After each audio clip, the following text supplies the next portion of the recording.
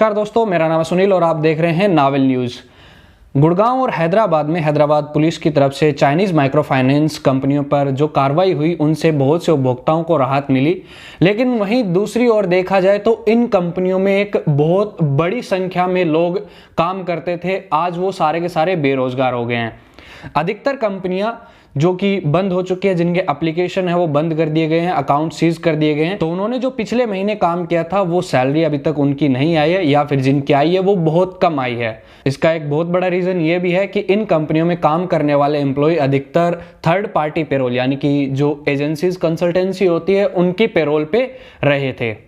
21 दिसंबर से लेके 23 दिसंबर तक चाइनीज कंपनियों पर हैदराबाद पुलिस की तरफ से की गई कार्रवाई में लगभग 24 से 25 एप्लीकेशन बैन किए गए, जिसमें 423 करोड़ के अलग अलग बैंक खातों को भी सीज किया गया।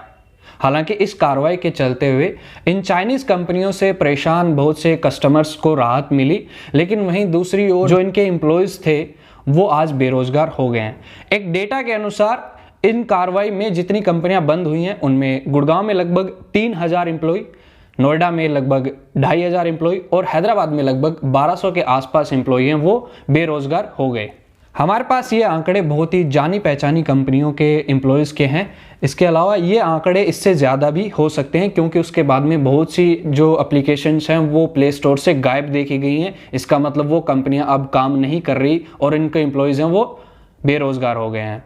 चूंकि अगर देखा जाए हैदराबाद पुलिस की यह कार्रवाई महीने के आखिर में की गई, इस हिसाब से उन कंपनीज में काम करने वाले एम्प्लॉयज की लगभग पूरे महीने की सैलरी और उनका आने वाला अच्छा खासा इंसेंटिव भी नहीं मिल सका। कुछ कंपनियों ने अपने एम्प्लॉयज की सैलरी डायरेक्ट रिलीज करी, लेकिन जिन कंपनीज के एम्प्लॉय एजेंसी या फिर कंसल्टेंसी के पेरोल पे थे उनको कंसल्टेंसी के थ्रू सैलरी रिलीज की गई और वो एजेंसीज अपने एम्प्लॉयज को सैलरी उनके अकाउंट में डिसबर्स कर रहे हैं। लेकिन अधिकतर जो एम्प्लॉयज हैं जो एजेंसी पेरोल पर है उनको उनकी सैलरी पूरी नहीं दी गई है। उनको लगभग 50% 60% के आसपास सैलरी दी गई है और ये सैलरी कम देने के पीछे एजेंसीज अपने अलग अलग तर्क दे रहे हैं, जिसमें बताया जा रहा है कि उनकी अटेंडेंस कंपनी की तरफ से कंप्लीट नहीं आई है या फिर उनको अमाउंट कंप्लीट नहीं दिया गया है।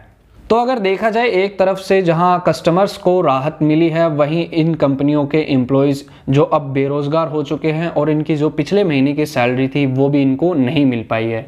तो हम आपसे रिक्वेस्ट करेंगे कि अगर आप इन एम्प्लॉयज़ को सपोर्ट करना चाहते हैं तो अगर आप कहीं जानते हो जहां पे बल्क में हायरिंग या फिर कुछ हायरिंग हो रही है कंपनियों में, तो आप उनकी जानकारी हमारे कमेंट बॉक्स में छोड़ सकते हैं। हम इसके बारे में अगले वीडियो में भी चर्चा कर सकते हैं। अगर आप चाहते हैं कि गुड़गांव, नोएडा और हैदराबाद में अब जिन कंपनियों में हायरिंग हो रही है उनको लेकर एक वीडियो बनाएं ताकि आपको जॉब वैकेंसीज के बारे में पता चल सके, तो आप प्लीज़ हमारे कमेंट बॉक्स में कमेंट कीजिए। हम अगला वीडियो आपके लिए लेकर आएंगे और इस वीडियो को अपने दोस्तों के साथ में ज़रूर शेयर कीजिएगा। वीडियो अगर पसंद आया तो इसे लाइक कीजिए और ऐसे ही न्यूज़ अपडेट्स के लिए नावल न्यूज़ को सब्सक्राइब करके रखिएगा। धन्यवाद।